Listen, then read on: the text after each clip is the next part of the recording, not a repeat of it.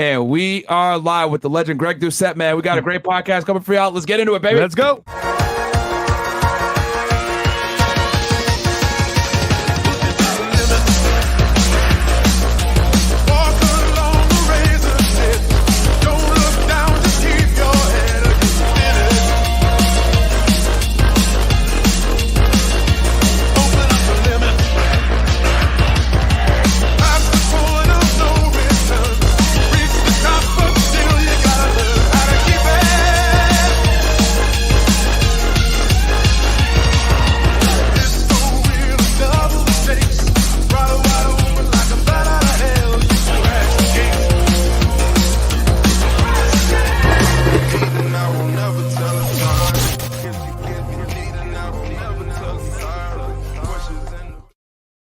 We are back. What's up, guys? Welcome to the Fresh Fit Podcast, man. We're here at Greg Doucette, man.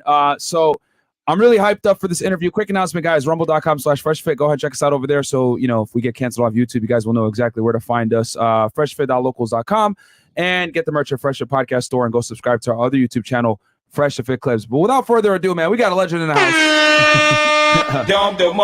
Hey, Greg, so I'm happy to have you on the podcast, man. I know who you are. I'm sure a lot of people in our audience know who you are, but for those that may not know, can you introduce yourself to the people, please? Well, I'm basically a 47-year-old manlet, a 5'6", 180 pounds, professional bodybuilder, power lifter. I'm on YouTube, and I've recently turned into a cyclist, so I have a mixed bag of information. I also have a master's degree in kinesiology. I've been at this since I was 10 years old, done 59 competitions, and so I'm ready to talk. Bam. Awesome, man. So can you tell us a little bit about your training and your background? Well, I started training at 10. I used to do triathlons. I was a physical education teacher. I taught a bunch of different subjects. I did that for about 11 years. And so I started training at 10. Hey, Mo. Okay, sorry. Go ahead. And then I have my master's in kinesiology. So I've been studying about the human body my whole life. And I did a lot of powerlifting, bodybuilding contests. So I have a lot of experience practicing these things. I've coached thousands of athletes. I've been doing it my whole life. And so now I've transitioned more into doing cardio, but I still lift weights. I still add it 3 days a week, still staying in good shape. And so, that's it. That's all I've done. And you got a bachelor's and a master's degree in kinesiology. Can you talk about that a little bit and how it helps you as far as coaching people? Well, if you don't have an education, then how do you know what you're talking about? So when I'm making videos talking about things, I think back, okay, I have the education, I learned certain things, but then I was able to apply it on myself and on others, like in the real world, because a lot of times you read something, but then you apply it and you're like, that doesn't make sense. And so having that experience, personal experience, as well as the education and then coaching others, that's what gives me that well-rounded bit of information to help everyone. Bam. Nice. Fantastic. So you got an IFBB Pro card back in 2012, man. Can you take us through that, what the prep was like, how long it took you? And I mean, getting an IFBB Pro card is extremely difficult, man. I think I had the longest journey anyone. I literally got my pro card on my 50th competition. So I'd started competing in grade 12, 50th competition. Mind you, I did 42 shows natural. And so I was on PDs. I wasn't natural when I turned pro. When I was natural, wasn't big enough. I was in the 170s. Got my pro card. It was about 195 pounds. And the diet, I mean, it was always dieting. Like literally, I feel like I've been on a diet my whole life. Greg, I'm curious, man. So I have people that I know are going to competitions, right? And I'm just curious to know, how many people in those competitions are actually natural or natty, you think? At the nationals, like the show I did, probably no one, maybe one. I mean, almost nobody. And the ones that are winning, nobody. Like there's no way. I competed at nationals in the lighter divisions, like when I was a lightweight and so on. I could win at that level, but I mean, the weight classes are like 150 pounds. But at the top level, the guys winning pro cards, like when you're 5'6", 195 pounds with 5% body fat, you're not natural. So almost nobody. Okay, got it. Fair enough. So how long did you prep for that? And you said you had done 50 shows prior. Take us through that, man. And how long had you been training at that point? I started training at 10. I would have been, 2012, so 11 years ago. I would have been like 35, 36 years old. I mean, how long did I train? Well, I did the provincial championships. I remember I started my diet. I was 206 pounds. I was off gear, and then I went on gear. And 6 weeks into my diet, I was still 206 pounds. And then I ended up at the provincials in the heavyweight division, like around 198. You maintained 206 pounds. I was dropping fat and putting on muscle at the same time from going on cycle. And Holy. So I made it to the stage. I was 198 pounds. I was heavyweight for the first time. And I won heavyweight and overall. And then I competed a week later and I got beat by the lightweight in the overall. Damn. And everyone's like, there's no way you're winning nationals. You can't even beat a lightweight. I'm like, watch me, I'm going to do it. And then so I just kept going and I got even leaner. I showed up to the nationals like in the lower 190s, went on way more gear, like doubled everything up, added in Tren. I went on as much of anything as I could handle and showed up and won the show and got my pro card. Greg, how much is it mindset over, for example, like body composition? So I feel like when it's the mindset where you're going to win, you win. First, when you just come in there with the body, it's like, okay, you're the body, but like, are you ready to win the show? Honestly, if you don't have like an obsessive personality, like you're not like addicted to success, there's no way you can compete in bodybuilding at that level. The diet, people don't understand how hard it is. Like most people, they're like, oh, I don't want a burger. I'm craving a burger and fries and they can't do it. They might diet to like 10%, but I'm telling you, every percent leaner, it's 10 times harder. You get to 6%, you're shredded. You're not even close to ready. To get a pro card, you need to be mind-blowing shredded. And so everyone can do it, but do they want to or should they? Probably not. And so I think what helped me is I have this obsessive personality to be the best at everything. Like I just put everything into everything I wanted to do, whether it was school or a job or anything. I always worked so hard. And so I took on bodybuilding as a huge challenge. I'm like, I'm going to do it. It's kind of like David Goggins. Like, you don't know me. You don't know what I'm about. I'm going to put everything into this. And it came out on top eventually after 50 times trying. Wow. And, you know, I think people kind of underestimate the difficulty it takes to get extremely lean. Once you're, you know, when you're at 10% body fat, you look pretty damn good. You know, you're on the beach, your veins are popping, abs are showing, you look really good. But once you get to like, you know, sub 10%, you know, you're going from 7% to 6% to 5%. Each one percentile is a significant increase in your dieting, how you have to have things on point, etc. Can you talk about how, because I've said this before, typically the better you look, the worse you feel. I can't express how horrible I felt dieting, like to this level. Like essentially the last month, I can barely function as a human being. Like no matter how good your diet is, how much training you have, no matter how many drugs you're taking, and I was on all of them, I had to get my girlfriend sometimes to get me out of the bathtub. I couldn't drive myself to the gym sometimes. A shoulder check, I'm getting in car accidents. I crashed my car underground one time. I'm in a mess. Like I'm wrecked. That's how hard it is. And it's like, you just keep going. And the only reason I did this is because I was so good at it. I was so determined to reach that goal. It's kind of like climbing Mount Everest. Every step higher towards the top, it's that much harder. It's thin air. The bottom, it's easy. Halfway up, you're like, it's not bad. But man, when you're at the top, it's so hard. You can't live up there. And so you have to come back down the mountain. And that's why people are bulking and cutting as bodybuilders, because you can't maintain 3, 4, 5% body fat year round. You would just fall apart. I couldn't physically nor mentally handle that. So it is that hard. And I would argue harder than you think to be that lean. I remember I bulked up one, you know, all the way up to 250 for me, you know, that was fat. And then I got down to, I would say maybe 9-8% body fat, you know, obviously nowhere near going on stage, but you start to have libido issues. You start to get really tired. You start to get irritable. Everything pisses you off. You know, you have very little energy to do anything outside of train. And how long did that prep take you for the IFBB? How long did you prep for? 6 months, 8 months? Honestly, I was dieting the whole year because I competed in that provincial championship where I won. And then the next week I had the Atlantics. And then I was, I think, 12 weeks out from the nationals. And so I just kept dieting. Like I didn't diet as hard, but I was always single digit body fat. I mean, I didn't have much energy the entire time. And that last month, like for me, when I'm at like 6%, it's like from then on, it's like I can't function. I can't do anything. I remember I did this natural back in the day. I was a school teacher. I'd have to show up. I could hardly keep my eyes open. I couldn't concentrate. You had to be nice. I'm a school teacher. I have kids all day long. So I had to hold it in. So you learned how to become more intrinsic with yourself. Like you hate the world. You don't feel good, but you have to be nice, polite, smile to kids all day. And I'm like losing my mind. Like you want to say like, shut up, but you can't. And so it was hard, but I'm telling you, even with drugs, even with steroids, everything in the world, it's still a nightmare. It's still absolutely nearly impossible to do. So 2 questions for you. Number one, what should an average guy that's natty, that isn't trying to compete or step on stage, be at as far as body fat percentage to look attractive? That's part one. And then part two, can you take us through gear usage, and should guys consider it? Should they not? Give us the pros and cons. And you've been really transparent about gear usage, which I think why so many people love you. Some great questions. Hopefully I remember all of them. I'll start with the first one. For just general fitness and health for men, it's 15%. And women add on 9%. There's essential fat that women have to have. So a woman at 15% is going to be shredded. For men, 15% is going to look amazing. And I actually did a video on this. What body fat percentage do women prefer? And anywhere from 10 to 15% for like 90% of women, that's where they're going to like. Not many girls are going for that shredded single-digit body fat. They just don't like as much. For general aesthetics, 10 to 12%, and for athletic performance, that's usually where I try to get someone. 15% just for general health, like you're going to feel good, you're going to look good. Anything lower than 15, it's not going to make you healthier or more like live longer, but in general, it's going to make you look a little bit better to the opposite sex, depending on the person. And so I would recommend 15% body fat for these people. And so what's the next question? And then the second question was, you're very transparent about gear usage and gear in general. Yeah.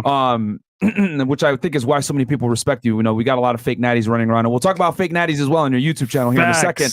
But can you tell us a little bit about how prevalent gear usage is and why you chose to be so transparent about it? There's way more people on, I'll call it gear, I'll call it performance enhancing drugs than people think. And so, for example, people will often ask steroids. More people are on SARMs than steroids. And SARMs are selective androgen receptor modulators, which are banned performance enhancing drugs. Like they're easier to get. They're often not used with a needle. And so people are more comfortable with that. And so it's way more common than people think. I would say probably 1 out of every 4 people that are at the gym that you see looking and walking around are on it. And oftentimes it's not the person that looks like me. I'm only on 140 milligrams of test a week. I've been on HRT, haven't done a cycle, I'm not doing peptides, nothing else for nearly 4 years now. But mostly people look at the biggest guy in the gym and think that person's on it, but they're not thinking about the people that are, for example, 30% body fat and have no muscle, and they just want to look average. They just want to be able to take their shirt off in the summer and just fit in and look average. Those people are on steroids. I know that because I sold it to them. Like I used to sell steroids. And so I knew that. I was like, y'all think it's this, and this guy. And I'm obviously not telling anyone like who's doing, but most of the time it was average looking people that just wanted to fit in and be okay. And those are the ones that were doing it. Men and women. You know what's funny, man? So I'm in the gym now training a lot more as well, right? And like my trainer's telling me, yo, bro, most guys you see nowadays, especially that compete, are using that stuff. And it's like, it's unfair because you can't really go in there naturally because once again, everyone's on it. Yeah, everyone's on it. Now, how long did you train naturally before you decided to go to the dark side? I was in my 30s, so we're talking over 20 years. I'd done 42 shows natural before I did anything. I would go into natural contests and win without even. I don't want to say I didn't have to try, but it was excessively easy to win a drug tested contest because the level of physique was night and day. And then when you enter an enhanced contest, all of a sudden I'm just one of the normal guys. Like you go from really excelling in a drug-free event to being just average or below average whence you can do anything you want. Huge difference. Now, what are the for the audience that might not understand or know this world of performance enhancing drugs? Can we go over the main big ones that people typically use and how they work? The main steroids that people take? Yeah, and because we're making jokes, oh yeah, Tren and SARMs and Anavar and all this other stuff and testosterone. People might not know the difference. Can you give the people a quick little? As far as steroids go, by far, like nothing even close. Like more people use this than every other thing put together. It would be testosterone. That's the basic male hormone. That's what I'm on right now. That's what my doctor prescribes. Everything else is basically a derivative of that. It's basically testosterone made in a different way to give you a different kind of look, just to keep things simple. And so most people are just using testosterone at various doses. However, there's orals, and so a lot of people are taking something like Anavar, which would be probably the most common drug for women, but it has a lot less side effects, a lot less water and bloating, and although it's more expensive. So a lot of people are taking Anavar. A lot of people would take Anavar before they take an injectable because not everyone is comfortable injecting, so they don't want to do that. Something like D-ball would be very common, very popular, but it's going to make you a lot more puffy, holding a lot of water. Something like Tren, although everyone jokes about it, it's not used nearly as much, maybe 20% as much as actual testosterone. It's so much stronger, makes you feel horrible, gives you insomnia, just uneasy feeling, like you just don't feel good on it. Like every time I use Tren, I couldn't wait for it to stop versus if I'm using testosterone, I feel like Superman all the time. Tren makes you feel like shit, but you look great. So that's the trade-off. Gotcha. What would your message be to anyone that's thinking about potentially going down the road of the dark side? The problem with it is once you've had a taste for it, it's very hard to stop because you're going to lose at least half the gains that you made while you're on it. You're not going to feel as good after you stop. Your sex hormones go in the dump. I mean, that's on top of it. Is it legal in your country? Like in Canada, it's legal. You can actually use it. You can't get in trouble. Other countries, it may not be legal. But the downfall really is that addictive nature to feeling how you feel on it. And so it's very hard to stop. And so the problem, people are like, I'll just do one cycle. I'll put on 20 pounds of muscle, which they're not going to. 1 in 100 might. And then they think, I'll just keep it and stop and I'll be good. But the problem is they go on, get half the results they thought they'd get. Then they get off of it. And then they feel like shit. They can't get an erection. They can't have sex. They're like, this sucks. And they go back on it. And then they say, well, I did the same dose. I didn't get the same results because your body gets used to it. You need more. Yeah. You double the dose. Pretty soon you're doing 3,000 milligrams a week. You start at 3, 4, 500 and you're not getting any better. And so that's a big problem. I'm not gonna lie, Greg. I just want to lose my balls. Smaller balls makes your dick look bigger. So that is not a problem. I've always said, and I want to get your take on this, Greg, what you think. I've always said, you know, if you're not competing to become a pro, you're not chasing a pro card, you're not a fitness influencer where your image is literally how you make your money. And, you know, train naturally for at least 5 to 10 years, figure out the rudimentary basics. Then if your income is absolutely dependent upon it, whatever it may be, and you have no other choice, then I guess maybe you can come to that conclusion. But I tell people all the time, stay natural as long as you can. Try to avoid going down the dark side if you can. And honestly, if your income or your life isn't dependent upon it, probably isn't worth it, man. I mean, what are your thoughts on that? I have the opposite opinion of what most people are like, if you're not competing, you shouldn't use it. My advice obviously is don't use it ever. Like you obviously shouldn't. Okay. And if you do, take the lowest dose that makes you happy. And so rather than thinking I'll take 500, if 200 is enough, take 200. But obviously ask your doctor, don't break the law. But my take is this. People say, oh yeah, you don't need it because you're not competing. The person that's not competing, that just wants to look average, like take a 2 on 10 body. Their dream would be to have a 5 on 10 body, just average. I just love to be average. That person to me has just as much right as the 9 on 10 Chad that wants to look like Chris Bumstead and win the Mr. Olympia. I see no difference on someone's desire to improve their physique, whether they're 250 pounds of muscle and they need 10 more to win the Olympia versus a guy who's 150 pounds, 30% body fat, and just wants to get a girlfriend, just wants to get looked at for once. I see no difference in that. And so I've had this debate a lot with people. Most people disagree with me, but I'm a guy that thinks I don't care where you start. To me, they have just as much reason to use something as somebody who's like at that elite level. Yeah. Wow. And I would agree. I agree that, you know, people shouldn't use it at all, but let's be honest here. A lot of times guys ask you and they're going to take it anyway. So I look at it like, damn, dude, if I could stave it off and tell you, you know, train 5 to 10 years at least, maybe they'll be able to build a good physique that they're happy with in that 5 to 10 years. And they'll say, you know what? I don't need this gear usage. Because one thing I've learned is people a lot of times they ask you advice, but they never follow it anyway. Yeah. And to say 5 to 10 years, almost nobody lasts 5 years in the gym before they take anything. You're right. Almost nobody lasts 5 years in the gym, period. Like I used to coach powerlifting high school kids. There isn't one kid that's still powerlifting right now. There were some that two of them went to the world championships. They don't keep going. People join the gym. They have newbie gains. It's fun. And after 2 or 3 years, the gains slow down so much and then just don't enjoy it because they don't see that change from day to day. And same thing is dieting down. Somebody's overweight. They can lose 100 pounds quickly, but it's 10 times harder to put on muscle than it is to lose fat. And so people who are their goals to build muscle, they might gain 3, 4, maybe 5 pounds in a year if they're lucky after the first years. And so they don't want to do it. And so most people that take steroids are doing so within the first 2 or 3 years of training. They're not waiting. Yeah, they get addicted to those fast gains with the newbie gains. And, you know, that first 1 to 2 years is literally addicting. And then after that, your gains drop off dramatically. So I could see that. That's a good point that you make there, why so many people go to the dark side after 2 to 3 years because they're like, I want these gains fast again. And so my advice is to really slow down your progress. I was personally very fortunate. I started training at 10. So you think, well, all your newbie games would have been done by the time you're 20. But while doing this, I started doing triathlons at 13. And so I was doing 3 to 5 hours of cardio a day. I was doing 500-kilometer bike rides per week for years doing this. And so the amount of muscle I was putting on through my teenage years was very, very it was highly reduced, like very hard. I was doing like 20 hours cardio a week. And so throughout my high school years and then in university, I was bodybuilding, doing triathlons at the same time. So my gains were very slow. They were halted. And so when I finally got into my 20s, I need to take bodybuilding more serious. I stopped doing triathlons, focused on bodybuilding, and my gains kept going at a pretty good rate. And so I had that dopamine, that rush of seeing my physique improve every single year for a lot longer than most people.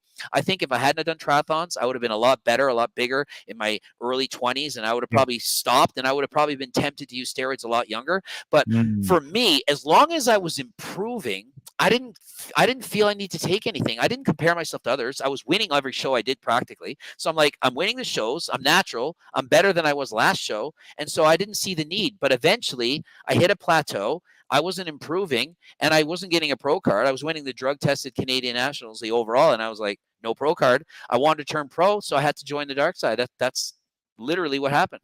Yeah.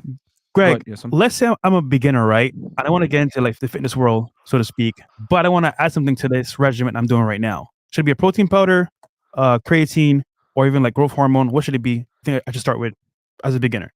If you're in your teenage years, I don't advise adding anything, but if there was one thing that was like the newbie starter thing, it would be creatine, I would have to say. Creatine for sure as a young kid, but the number one supplement I would say for an adult to take would be NMN. NMN, it's been promoted by Andrew Huberman on the Joe Rogan podcast. It's actually where is this? Right there. There you go. Max. That is the number one supplement. It slows the aging process. It gives you more cardiovascular ability. It's been shown in like double-blind human placebo-controlled studies. This stuff is amazing. This is a supplement to take. Like if you're into hard training, because you can recover better between sets. You have more energy, and it's human studies proving this stuff. It's not like mice studies, and no negative side effects. And so for me, if I had to take between like creatine and this, it's like a no game. It's like no contest. But I'm 47. I want to live a long life, and other benefits: better sleep, feel better, increased mood. I mean, to me, that's the best, because if you take this, you can train harder. The harder you train, the more your results. Creatine, pretty much the most studies, like 1,000 studies, they say you'll probably put on about 2 to 3 pounds of muscle, which to me, that's fantastic. But that's it. It's going to build muscle. It's not really making you live longer. It's not improving your cardio. So if you had to pick between those two, that's what I do. But for a younger person, probably have less money. Creatine, the cheapest supplement that works. Protein powder is great, but you can get it in food. You don't need protein powder. The only reason I use protein powder is because I love it in my recipes and stuff like that. I have a sweet tooth, so that's why I eat protein powder. Got it. Going back, can you repeat it for the audience one more time, because they're like calling it. What is it called? NMN. NMN. Okay. It's in GO2 Max, but you can get it. But it's actually been recently banned by the FDA in the United States, not around the world, because they're trying to label it as a drug. They're saying what it is pharmaceutical companies who are making billions and trillions of dollars recognize just how good this stuff is. And they're like, we want to make the money. So they're trying to say supplement companies shouldn't be allowed to sell it. And so we're working on that. It's been fighting. We're lobbying to try to reverse the decision. They did the same thing on NAC or NAC, something to help your liver. I wanted to put that in my liver support supplement, and then we had to take it out. The FDA was cracking down on it. They banned it being sold on Amazon. It was banned on March 13th on Amazon, this NMN. But they did the same thing to NAC, but they recently reversed the ban. So I'm hoping that they say, come on, it's got no negative side effects. It's a gray area right now in the United States. It's legal in Canada, but just in the States it's banned right now. Yes, and it's not even banned by WADA. So you can use it in the Olympics. You can use it in for example, the UFC. And so I'm like, why are you banning this stuff? Imagine banning caffeine. You can't get your coffee at the friggin' Starbucks. You'd have to go to your local drugstore to get a caffeine, caffeine fix. It's crazy. And creatine, definitely the most widely researched sports supplement. There's thousands of studies on creatine, and but get the basic monohydrate, guys. 5-10 grams a day, you'll be fine. It takes about 3 weeks to load into the muscles, if I'm not mistaken, Greg, and then at that point, you notice gains. Yeah, 5 grams a day for most people is going to be more than enough. 3 grams for a lot of people would be enough. I mean, if you have maybe 1 in 100 people need more than 6 grams, but yeah, it's certainly going to work. After a few weeks, saturates in your blood. Just use it long term. You don't need to load on it. You don't need to cycle off. It's not going to make you fat. It's just water in the muscle, increased energy. It combines with ADP to form ATP, the what the energy you need to use for like lifting weights and so on. So definitely a supplement you'd want. And guys, don't worry for the chat. Don't worry, we're gonna have a Q&A at the end with the chats. So don't worry if you guys have any questions for Greg. Go ahead and shoot them in now. I see the chats are piling up. I got one more question though before we get into the chats. So Greg, me and you were kind of having a laughing about this before. So you ended up getting in a little bit of trouble, right, with CBSA, Canadian Border Services Agency, if I'm not mistaken, is the correct acronym. Yeah. Can you tell us about that a little bit? And it was days after you won your pro card. 4 days after I get my pro card. So I'm on cloud 9. I got new sponsorship contracts. I'm making money. I'm like, I can't believe I've done this. My dream, my goal. And then I get arrested selling steroids and importing them from another country. And so I ended up with 20 months house arrest, $50,000 fine, give or take. And that was years ago. So I couldn't get in the United States, criminal record, couldn't teach school. So I had to start my career over. I was like, what am I going to do? So I just kept coaching, started a YouTube channel, said, I got to coach more people around the world to spread this out. But right now I've hired lawyers. I'm trying to get in the United States. I went to the border recently. They detained me. I'm like, I'm just here to get a waiver. I'm there for 4.5 hours trying to sneak a text to my lawyer saying like, what are they doing here? I can't leave, but I'm not under arrest. A bunch of bullshit, but hopefully they're going to let me in. They kind of like examine what have you done. I'm like, well, I have business in the United States and so on. It's been 10 years. I haven't done any criminal anything. So, let me in, please, type of thing. Well, hopefully I get in. We'll see what happens. Should find out soon. And because I know some of you guys are wondering, like, yo, why isn't he in studio, etc. We tried to make the interview happen here in Miami, guys, but we couldn't because he couldn't come in. I haven't been able to get on so many people. Like, I get asked all the time, huge, like, 100 million follower, like big channels that I'm like, unfortunately, I can't get in. And so, yeah, it's not great for business. They're definitely holding me back, but I'm hoping to let me in. You can always call Drake, bro. You call Gucci Man in. No. It's him. He's in Canada. He's trying to come to the United States. Oh, vice versa. He can work it out. Call Drake, man. That ain't gonna do nothing. I don't think Drake will answer my text message. That would be great if he did. This guy, man. Yo, it's Coach Greg Drake. Do you need a personal trainer? Let's hook up. Yeah, it's the other way around. Fresh. Because Gucci has a criminal history. So like the way it works, and this is me coming from former law enforcement, like Canadians have access to U.S. law enforcement records and vice versa. So Gucci Mane had felony convictions in the U.S., so Canada wouldn't let him in, and it goes the other way around. If you have convictions in Canada, they're not going to let you into the United States. So it's kind of like a weird situation, but yeah, hopefully they'll let you in, man. I mean, it's been a while. Canada is a visa waiver free country anyway, so hopefully we'll be able to do an interview. I'm hoping for the best, that's for sure. Yeah. So tell us about, like, how did you overcome that? Because at that point, right, you obviously ended up getting a low. So you're on this high, you get your pro card, it's awesome. Your sponsorships are hitting you up. You've still got your teaching job. You're thinking, damn, I'm ready to be an entrepreneur. Next thing you know, bam, you get arrested, $50,000 worth of fines. You get a felony conviction in Canada. You end up losing your job. Tell us how you were able to build yourself up back from that. Well, yeah, I mean, I literally was sitting on the floor. I had a cardboard box with my like laptop and stuff, and I'm like, I'm eating with like plastic forks. I have no money. I owe the lawyers money. I owe the fine. I haven't paid that off, and they gave me 10 years to pay it. I paid it off a few years. YouTube did well. I ended up paying that off, but I had to start from scratch. And so I kept coaching people. Now that I had a pro card, it was getting a pro card. It's kind of like having a PhD. People like suddenly recognize you as, okay, this guy knows what he's doing. I'm like, I always knew what I was doing. I was just natural. That's why I wasn't as jacked. But once you take steroids, you get so much bigger. Obviously, people are like, wow, he looks like he knows what he's doing. And so I got more and more people to hire me. And then eventually I'm like, I need to expand out of Halifax, because like locally there's only so many people you can coach.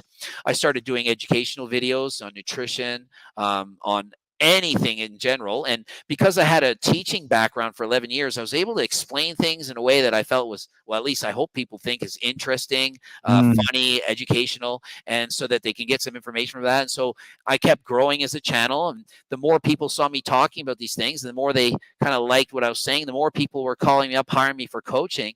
That became absolutely amazing. I couldn't believe I was coaching 100 hours a week. I was coaching 60 plus clients, charging a fair bit of money for it too, and doing really well. But I was like, I can't keep doing this forever. And so I then said, well, all these recipes that are making me stand out from everyone else, because most coaches, it was how much chicken, broccoli, and rice can you eat, or is it asparagus, or is it fish? And I was like, no, I eat freaking French toast, and I eat freaking lasagna. I eat all this amazing food all the time. They're like, what? And so everyone I coach was like, this is my diet. And they're like, I can't believe you're eating that. And so it kept spreading. More and more people got that. made a cookbook, started selling that. One day I sold 1,004 copies in one day, $100 a copy. I was like, this is ridiculous. And so I was like, I don't need to coach as many people. So I kept making more of these books.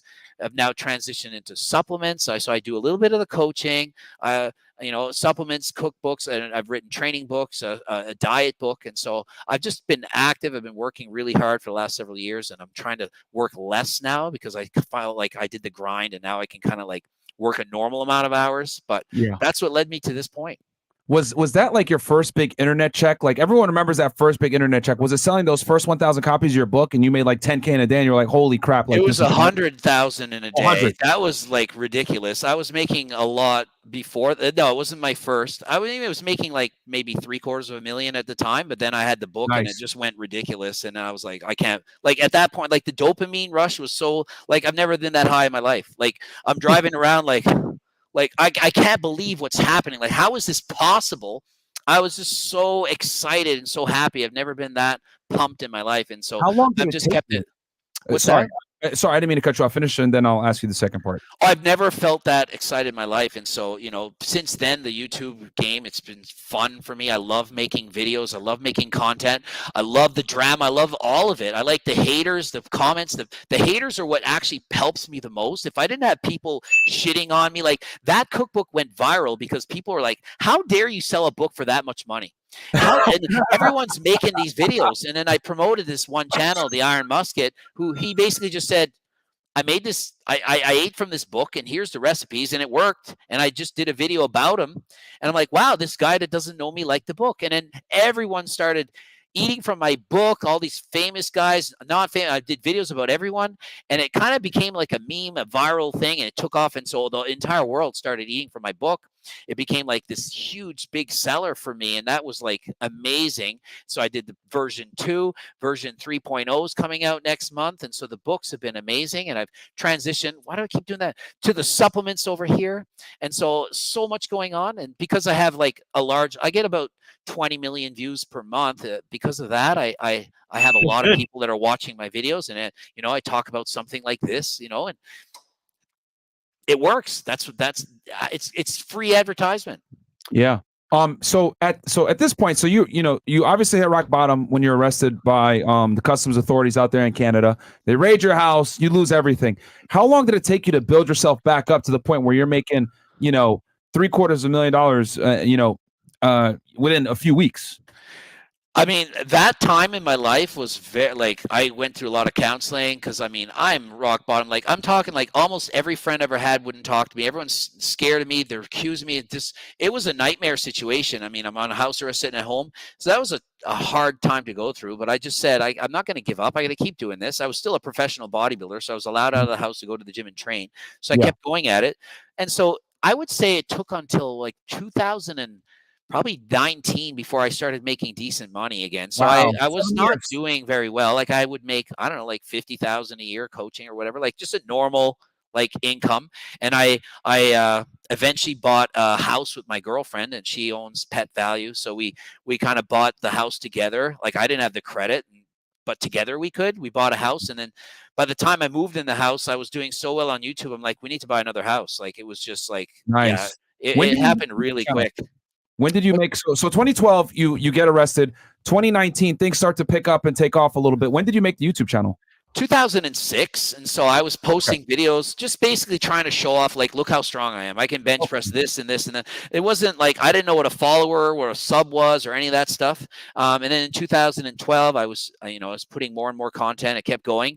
And then I would stop for a while and start back. I'd be like, oh, it's not doing that well. I wasn't getting the views. And then I look back and I'm like, wait a minute. This video on Anavar has 600,000 views. I think I'm going to do more videos on anabolic. So I do this is the pros and cons of D-ball. This is the pros and cons of testosterone or Tren. So I was doing videos on all the different supplements, anabolic like everything, SARMs, all of it. Those are getting tremendous views. And I literally just took my phone, propped it up, and just spoke. Before that, I was trying to sound smart, trying to sound professional. I'm like, I'm just going to rant and talk and just say whatever the hell comes to my mind. People love those videos. And so that really, really, really helped me a lot. People were hiring me all the time. I'm just looking. Am I saying something? Oh, okay. I was just thought. Anyway, yeah, I did more of those, did the Natty or Nots, and at that point I was like, this is crazy. Like it really went from nothing to like huge in a matter of months. And I think the transparency is huge because so many fitness influencers, right? Like, and you were kind of doing this before a lot of these other guys, were scared to talk about that stuff. And, you were always very transparent about it, open about it. And I think that's why you have the following that you have, because so many people kind of shy away from it because they don't want to lose sponsorships. They're scared of being, looked at as like, oh, you're using steroids. But in reality, when you're honest about it, people gain a lot more respect for you. Yeah, I'm like, it was obvious. I mean, people think I'm on steroids now. I mean, I'm an HRT, but I was like way bigger. It was so obvious. Like, am I going to sit here and be like, I'm natural? Like, no, I'm just going to be honest. I'm just an open book. Like, I don't care. I'll tell you whatever. Most people are like, Greg, you should like not talk so much about certain things. I'm like, I don't care. I don't have any tact. I just say what I think. And so people just like the abrasiveness, the openness, the honesty. And I think it really helped my channel. And I'm the same way now. I don't do as many videos about steroids, and people are like, why don't you do? I'm like, I've already covered them all. Like, what am I supposed to do? The same video again? So that's why I've branched out into different topics. I like to talk about what's trending, things on the internet, different people, and people like the videos. I do pretty much 2 videos a day. I've been doing that for like 3 years straight now. And I think that the more videos you post, the more chance people are going to see what you're doing, and the more plants are going to follow you. And don't worry, guys, we're going to get into the spicy stuff here in a little bit, but I want you guys to really get to know this individual right here because I'm excited for this interview. So your cookbook did really well. You were selling it for about $100. People were hating on you because you're selling it for $100. Tell us about the book game, man. What's it like? Because I just released my own book about a month and a half ago or so, and it did pretty well. But the book game is a whole other thing, man. Can you tell us about writing it, putting it out? I don't know. You independently published it, I'm assuming, right? Or did you go to a publisher? Yeah, individually. How did you go about making the book, and what sparked you to make a cookbook? Well, I couldn't do the coaching, and I was actually very nervous to do this book because I thought, well, no one's going to hire me for coaching. But it's like I was getting so popular on YouTube, and I was reading comments like, can I buy those recipes? And I literally was selling, like, I don't even want to admit this, but $500 people were paying for just the recipes before the book was out. And I was like, I was charging a lot for coaching, like a lot, like thousands. So to me, I was like, I don't want people to know my recipes. That's how I'm making money. That's what I'm known for. But I was like, I can't keep coaching this much. And so why not have something, an ebook, and you can just send it to them. And that's the way to do it. Now, since then, I've made like the hard copies and stuff. But at first, it was just an ebook. So what would you say? How'd you advertise your book and like get it out there? Like, how'd you? I did everything online, like literally, I'm doing video after video of this is how I eat. This is a recipe. I'm showing you recipes from my book, like my favorites. And they're like, Greg, man, make a cookbook. And I'm like, all right, you want the book? I'll make the book. But I wasn't going to sell it cheap. Like they're like, I had a team of people working with me at the time. They're like, yeah, it should be $29.99. I'm like, $29? It's going to be $200. What do you mean? I'm selling it for $500 now. Like just like a what do you call it? I'm not even technical, but a copy on the internet, PDF or whatever. I'm like, here it is, the recipes. And I was like, it's got to be $200. And then the whole pandemic hit, and then like people are out of work. I'm like, well, I guess I can't charge. I'll charge half price. So it's $99. And everyone's shitting on me like, oh my God, I imagine what they said at $200. And so just saying like it was available on a video was like all I needed to do. I mean, and since then I've got it in Mandarin. It's being sold in China. I collabed with Aldura. We have an Arabic cookbook for Egypt. Like I've made various different languages, trying to capitalize on other audiences, other people, other spoken languages. And so, I'm just continuing on right now. It's really good. Books have sold well. Yeah, it's really important to diversify in other languages. I'm about to get my book in Spanish as well. So, you see great minds think alike, man. Would you? So, and your book is big. It's like 700 pages. How many recipes you got in that thing? Oh God, it's not even near that. But yeah, getting back to the I saw 708 pages. There's like 200. There's about 200 pages in these books. But it was when I was coaching Mr. Beast, he had mentioned like you need to start putting books in different languages. And he's like, even your videos on YouTube, like if you want to get big, and this is advice, anyone if you're on YouTube, if you get big enough, if you really want to get big, you have to get into other languages, because how many people speak English? And so the more languages you can get to, so my videos are on Bilibili in China. China is a big country. Like there's a lot of people. And so you make videos in there, start getting millions of views there, translate to Mandarin, and you can get a whole new audience. Bam. So you said you coach Mr. Beast. Tell us about that. Yeah, basically he had featured me on a video where I did the Guinness Book of World Record for the deadlift, and he was like, just freaky things that happened in this year, and all of a sudden I'm watching this video because I was obviously a sub, and I'm like, oh, there's me on the Mr. Beast channel. So I wrote him like, hey, thank you for having me on the, featuring me on your channel, whatever. And I'm like, if you ever want a coach for dieting, I'm an expert on this stuff. And he's like, oh, really? And he's like, can I give you a call right now? I'm like, yeah. And so I'm talking to the phone. I'm like, okay, so I'm going to help you do that. So he started at 40% body fat. He's down to 25% body fat. Now he has his own coach living at his house inside. He's doing a bodybuilding competition against a guy in like maybe 9 or 10 months. I'm like, hey, if you want me to help you again, I'll do it. He's dieting. He wants to get to single-digit body fat. He's 25% now. And so there you have it. Bam. That's awesome, man. All right. So I'll hit some of these chats real quick. And guys, don't forget to like the video, subscribe to the channel. Also, check out Greg Doucette's YouTube channel as well. I linked it below, and his supplements. I put his Instagram, YouTube, and his supplement website there. So we'll run through these real quick. And guys, from this point forward, I'm going to read only 20 and up, but I'll read these because they came in before. Cam 2 times says 1 Corinthians 11:3. But I would Corinthians. Okay. I would have you know that the head of every man is Christ, and the head of the woman is the man, and the head of Christ is God. Well said. Cool. Cam 2 times says, no, he read that again. Is it another one? That's above my head. I know I'm only 5'6", but that's 11:9. King James Version says, "For the man is not of the woman, but the woman is of the man. Neither was the man created for the woman, but the woman for the man." Okay. All right. Silent Chaos says, "Hey Greg, would you recommend TRT for a healthy and active 30-year-old man who just wants to feel like they are 16 again?" No. You're too young. I recommend TRT for people that need TRT, not just for people that want to feel 16. And your testosterone levels at 30, they're almost the same as 16. There's no real difference there. Bam. Nice. Eat better, my friend, and sleep more. I don't think people, Greg, can you talk a little bit about the importance of sleep, man? I've always said that sleep is like the most anabolic thing that you can do naturally, and people don't tend to believe me when I say this. They look at me like, oh, bro, I don't need sleep. Can you talk about that? You're bang on. Sleep is one of the most overrated things that people don't consider when they're doing any kind of diet training or anything. Everyone needs to sleep. If you don't get sleep, everything's downhill from there. Like cortisol's up. It's going to be that much harder. You're going to be that much hungrier. You're not recovered. You're overtrained. And the worst part about dieting is you can't sleep. When you get leaner, the body basically, it keeps you awake because it wants you to be a hunter-gatherer, go out there, like go and kill a deer, go eat some blueberries, like get up, just don't lay there and sleep. So the leaner you get, the more difficult the time it gets to sleep. When I was natural, I slept 3 to 5 hours a night on average, and it was a nightmare. Like low sex drive. I remember one time I didn't have an orgasm for maybe 2 or 3 months. Natural, I couldn't and I'm natural, not on gear, nothing. I could have had 14 porn stars in front of me. Would have made I just not care. That's the dangers of dieting that hard. And even on PDs, you're on all the tests in the world. When you're shredded, especially when you're in Tren, you can't sleep. So you have Trensomnia. You can't recover. You're always feeling like shit. You have no sex drive because you have no energy. I don't care how much test you're on. Tests will make you more horny, but not if you have no food.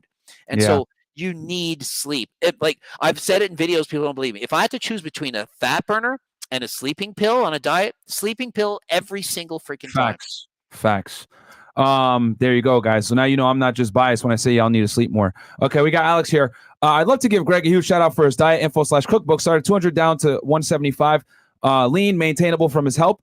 Subbed for several years. Shout out to you, Alex. Nice. There you go. Happy book buyer right there. Alex, $10 says, I'd like to also thank you, Myron, and Fresh for all the endless information you provide. 580 to 710 credit score in a couple months, making 100K soon to buy the first property. Well done, gents. North Dakota. Shout out to you, my friend. Bro. Yeah, this is a collab y'all didn't see coming, but you guys needed. Bitcoin Bandit says, Greg, have you seen the viral video that Tate posted that he when he came out of jail? How does he look like the Hulk after being in jail for 3 months? I haven't seen it, but I've heard that he's come out. People requested, say, you got to do a video on his body out of jail physique. And I'm like, I'm just too busy. So I haven't been on it yet. I think it's just push-ups, right? Yeah, we're doing a lot of training in the gym. Literally, you only need 30% of the work that you did to get something to keep that. And it's not like the guy's training like 3 hours a day like an animal on gear. So why couldn't he go away and keep the same muscle he has? It's not like he had a ton to lose in the first place. Yes, that's 100% true. There was a study that came out about that where if you build up a physique to a certain point, you can maintain it with only about 30% of the volume with like push-ups and calisthenics fairly well, too. Yeah, absolutely. Just look at the pandemic. Gyms were closed. Did everyone lose all their gains? I didn't. Yeah. Yeah, and if your protein's high and you do calisthenics to a degree and work to some level of somewhat not even close to failure, you can maintain. Michael Meestroke says $1 super sticker, appreciate that. And then too near me, not to hear me, goes, Greg, what are your thoughts on natural herbs for boosting testosterone, such as Tongkat Ali, ashwagandha, and Shilajit. Okay, so Tomcat Ali, Ali's favorite. That's an amazing one. On Andrew Huberman's podcast, they spoke of Tomcat Ali and Fedosia agrestis increasing test levels 100 to 200 nanograms per deciliter each. Ashwagandha also shown to improve test levels. And so these are the big three, like ashwagandha, Tomcat Ali, and Fedosia agrestis. Shilajit, whatever, I can't pronounce it. I really don't know much about that one. I can't comment. But certainly those are great for boosting testosterone levels. I see no negatives like side effects or anything bad about that. I'd highly recommend it. Bam. Nice. Chip Osorio goes, Coach Greg, great to see your collaboration with Fresh and Fit. How did you come up with the harder than last time line? I was literally just screaming like in a video and saying like people a video on like how hard you should train. I'm like, harder than last time. Like how hard? Harder than last time. And it just kind of I didn't think of it. I was just screaming in front of the camera and was like, you just need to train harder. I don't know how hard. I can't quantify it. I'm not like reps in reserve. I'm not Mike Israetel. I'm not going to be like train 1% off this. I was like, I'm just like, go to the freaking gym and push hard. Train harder than last time. You know, harder than last time. It was just simple. No, and I want to ask you about this, Greg, because this is something actually that I notice a lot of the times when I go to the gym and I watch, you know, if I look at someone else training or whatever, I notice that people just don't go that hard. They don't try that hard. They're not sweating. They're not pushing sets close to failure. They're kind of just like chilling. Can you talk about the importance of high training intensity to actually build a good physique? Absolutely. So beginners, that's okay. You don't need to train hard because anything more than you're doing is going to cause your muscles to grow. It's about progressive overload. But if you've been training for a year or two and you're not training near failure, then how are you expecting to grow? And so if you look in the gym, and this is my general rule, if you're going to the gym and you see more than one person in the gym training harder than you, you're not training hard enough.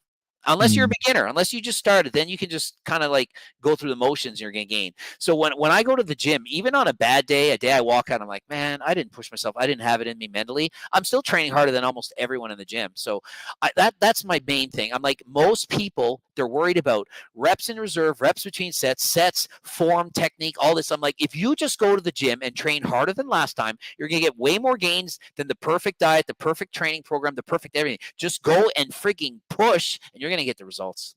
Yeah. I always say consistency and effort over time overrides optimality. So absolutely.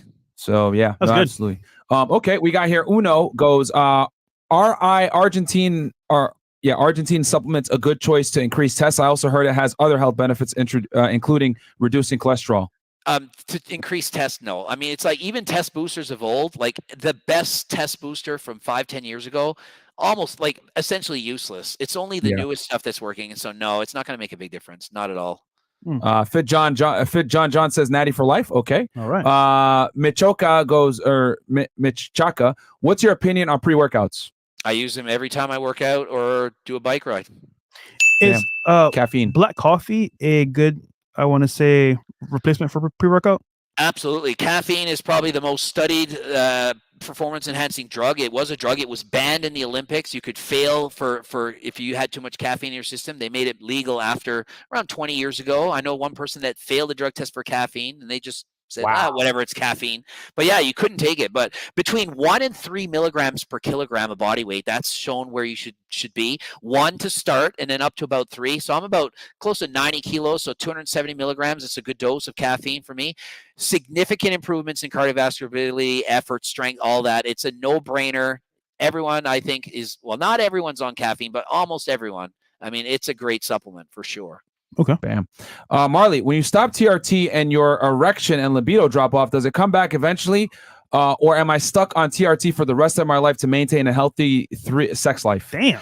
Once you're on TRT, it's supposed to be for the rest of your life. Now, mind you, if you stop, so for example, I'm on TRT, 140 milligrams, and I did stop for a period of 9 weeks. My sports doctor said, let's try this and see what happens. My testosterone levels were below that of a female, like an average female, and I still was able to have sex, but I only wanted it like once a week.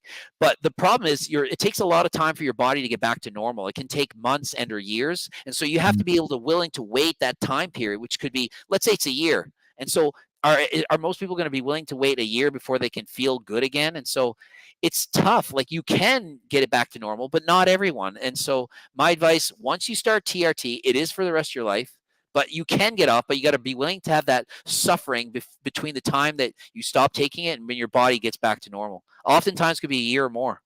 Bam. Damn. So what if you have a girlfriend or wife? They're screwed for a year or two. Or it's a good thing because she doesn't want it, and she's like, "Thank God you're off of that stuff." And by the way, guys, what we're gonna do is we're gonna kill the Facebook stream, Twitch, and Twitter. So come on over to YouTube, guys. Come on over to YouTube Fresh and Fit. And then also, guys, go subscribe to Greg Doucette's YouTube channel as well. Link is below. Check him out. Okay, so we'll continue back on with the chats. We got here Gustavo Muratala says, "Hey, Fresh and Fit. Y'all know what's the difference between creatine HCl and creatine monohydrate? Pros and cons for both." There's no benefit to any kind of creatine. Creatine monohydrate's cheaper in general. Yeah. There's no benefit to any other kind. Get the one you want. The cheaper, the better. In general, there's absolutely no benefit to switching to a different kind. Yeah, monohydrate's the cheapest. So, Fit John, Greg, will you bring back you rating your subscriber physique? Absolutely. I've not done that. I just don't want to do it all the time. Don't want to make it too old. Bam. We got here, Lord says, "What are your thoughts on 25-year-old taking TRT?" What the fuck? If they need it, absolutely. I've literally coached people on TRT and younger than that. Some people are just born with a genetic condition that they don't produce proper levels of testosterone. I've seen it a number of times. Oftentimes, though, it's usually people who are anorexic. And they might not even know they're anorexic. You just think they're a skinny guy, but they're like starving in secret because males don't kind of admit that kind of a thing. It's more seen as something women do. But oftentimes, I've coached several and I've done phone consults, guys who are like 100, 120 pounds, and they're shredded, they have a six-pack, but they're not eating anything. They're eating like 1,000 calories a day. Their testosterone levels are tanked, and they can't get it back, and they have to go on HRT. Damn. Okay. Greg, how important is it to get your T levels checked as a guy?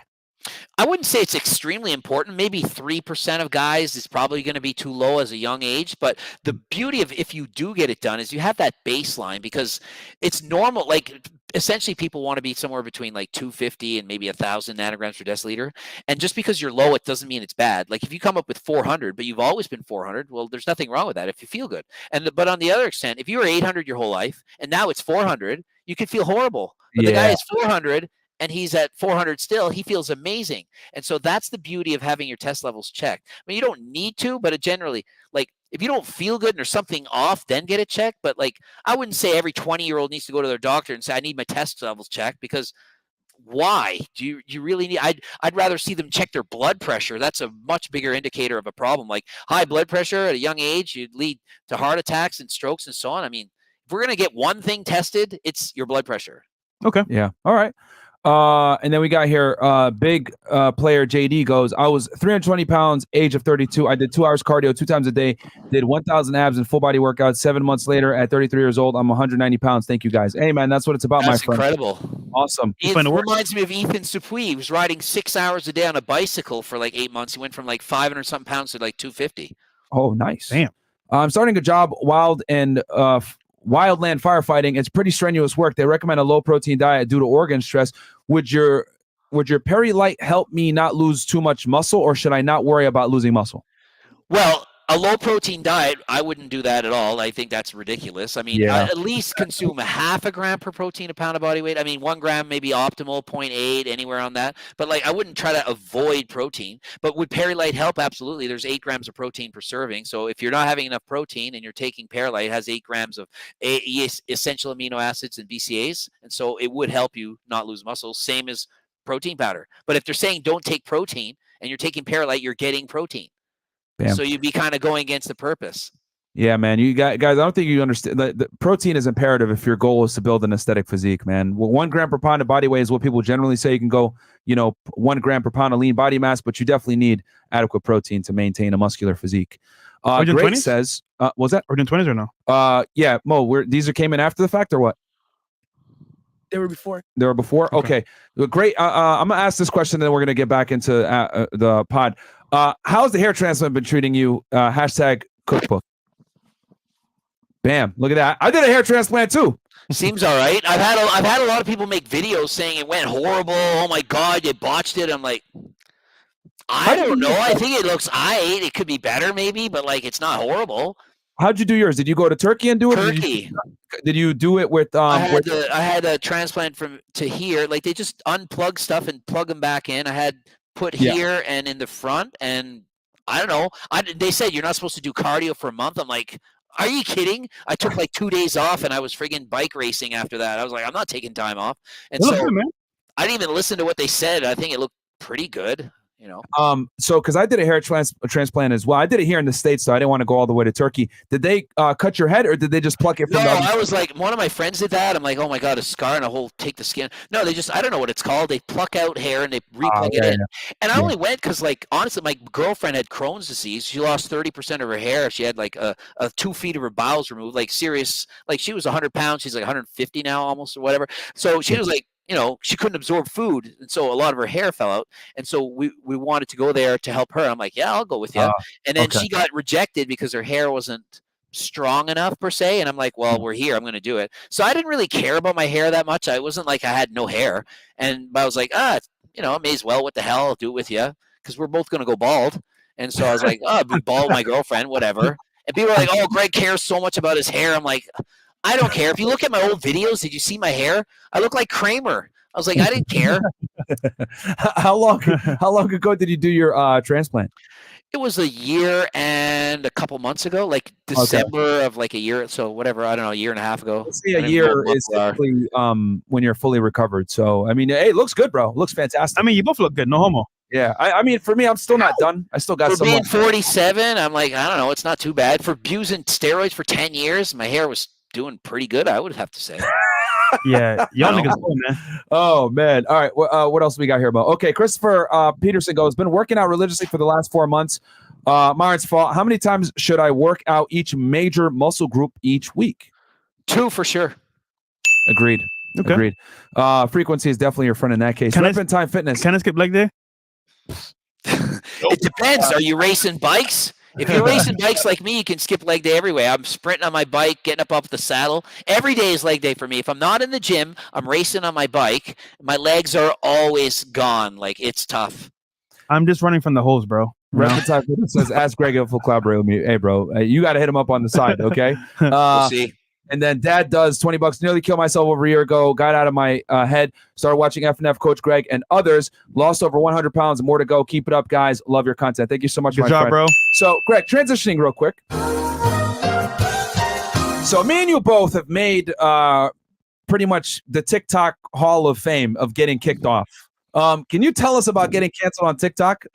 Multiple times canceled. And so my TikTok channel doing really well. I don't know how many followers I had, 100 and something thousand. I didn't even post it. I had people, I'm like, take the videos I'm putting here and post them here. So I'm like, it was like a no-brainer. I'm like, expand. So I do this one video on this guy who was being made fun of from this girl for talking to her at the gas station. Basically, he walks up to her and is like, hey, you're attractive. Can I have your phone number? Whatever. And she gets out of that stage. She's like, imagine this guy has the nerve to come and talk to me at the gas station. I'm too busy. Yep. I don't want to get hit on. I got this. And I'm like, who do you think you are? Just because you're young in your 20s, beautiful girl and blonde.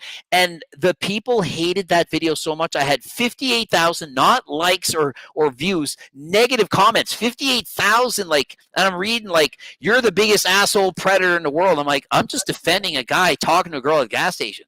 Like, when my girlfriend fills up the Lambo at the gas station, people are like, wow, nice car. Oh my goodness, they're nice view. Like, do you think she's like, you creepo, and come home, make a video saying, how dare you talk to me? Don't you know I'm a girl? Like, what? Like, I just don't understand it. I'm like, I'm old, I'm 47. When I was young, you could actually approach women and talk to them and say, hi, I find you attractive. I like your shoes, your shirt, whatever. Can I have your phone number? Let's go for coffee. Now you can't talk to anyone. Why do you think women behave this way, Greg, where they're being so, rude and, abrasive to men that might just want to start a conversation? I think people overvalue themselves. I think they think they're better than they are. And I think that everyone's looking for that 5 or 10 or 15 minutes of fame. Like, oh my God, look at me. This happened to me. And so they do their little TikTok thing. And they're like, well, if I make this video and say this, whatever, creep, because he's not a 9 on 10, if he's not Chris Bumstead talking to me at the gas station, then everyone's going to agree with me and make me feel pretty and good about myself. And so I think people just do it for views, for clicks, likes, attention. Yeah. And I want to say this too. What are your thoughts on all these thotties in the gym recording themselves, right? Where they're saying, oh, this guy's staring at me, blah, blah, blah. And He's a creep. Shout out to Joey Swole. He's putting these hoes in check, man, and letting them know that they're ridiculous. What are your thoughts on that, man? I mean, to me, that's equivalent to the gas station. They're making videos of people approaching them, talking to them. Everyone wants to think that they're so this or that. And it's like, if I'm looking at you, how do you know I'm not just trying to learn from you? How do you know I'm not just like turning my head over? Like, what makes you think that you're so special and so interesting that I have to look at you right now? And I think people just want to be the victim. People play that victim card. It's just like, woe is me. I'm a victim. Cancel culture. It's horrible. I think it's ridiculous. I can't believe these people are doing it. But at least with the gyms, I think most women as well are like, yeah, that's silly. Like most of the women I talk to, they're like, no, it shouldn't be like that. Mm-hmm.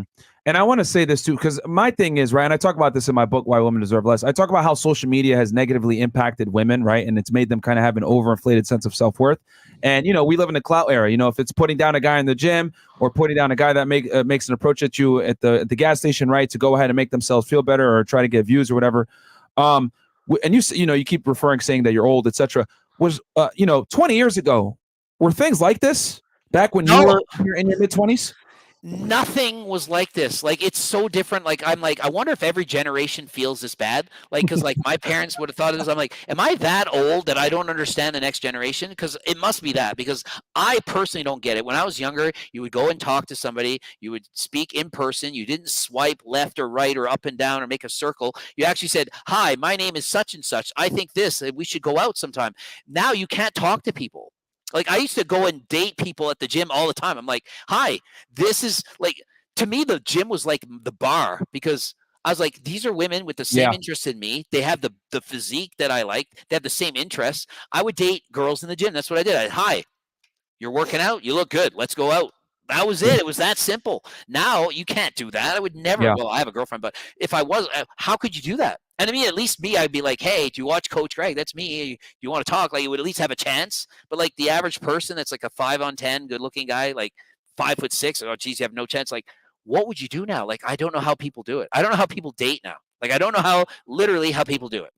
Yeah, it's pretty bad, man. The average guy is basically invisible to the average girl, and I talk about this extensively, how women's standards have kind of went up thanks to social media, and they have an overinflated sense of self-worth. I mean, the fact that you're even saying like, yeah, back in the day, I could have been able to go and up to a girl and talk to her in the gym and strike up and get a date going. We actually tell guys, don't head on girls at the gym, because nowadays they might record you on TikTok. And then number two, a lot of the times it's just the L, you know what I mean? It's a very low rate of success unless you're like an extremely attractive guy. You go about it a certain way, but it's almost like a strategy if you're going to talk to girls in the gym nowadays. Even 20 years ago, I said, I'm going to just do an experiment. I'm going to go up to 10 girls today, and I'm going to ask all of them for their number, and I'm going to see what percentage I got. I got 5. So I had 50-50. Half the girls I want to go out with, I could go out with. Now, I would never dare do that unless I had a camera and I was like, it's a skit I'm doing. That way I could say I'm just an actor. But I'd never dare do that. You know what I mean? It's gone crazy. It's funny you said it, because a lot of pranksters, that's their way of talking to girls. They'll do a prank video, get a phone number, like, oh, I got it. But it's a prank. Oh, wait, hold on, it's a prank. Don't get mad at me. Yeah. But Greg, I want to ask you this, Greg, personally speaking. If you're a guy, right, not that tall, you're pretty short, let's say 5'6", to be example here.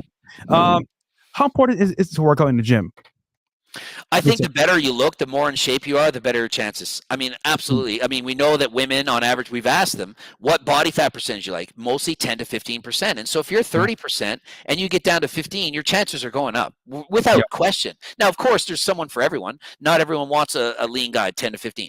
But more want that than not, and so you're increasing your odds. But what else could you do? You could get a job, you could have money, you could work on your personality, you work on your social skills, you could be yourself, because most people, they want to pretend they're something they're not to get or attract the girl. I'm like, how is that good? Then they're falling in love with somebody that you're not, and that's going to last 6 months, and then you're going to be yourself, and then no one's going to like each other. So just be yourself, be open, have confidence, and just try. But the problem is people don't dare try because they're scared to get shut down. It used to be the number one fear of man is rejection. Now it's like the number one fear is being rejected and then made fun of on videos with it.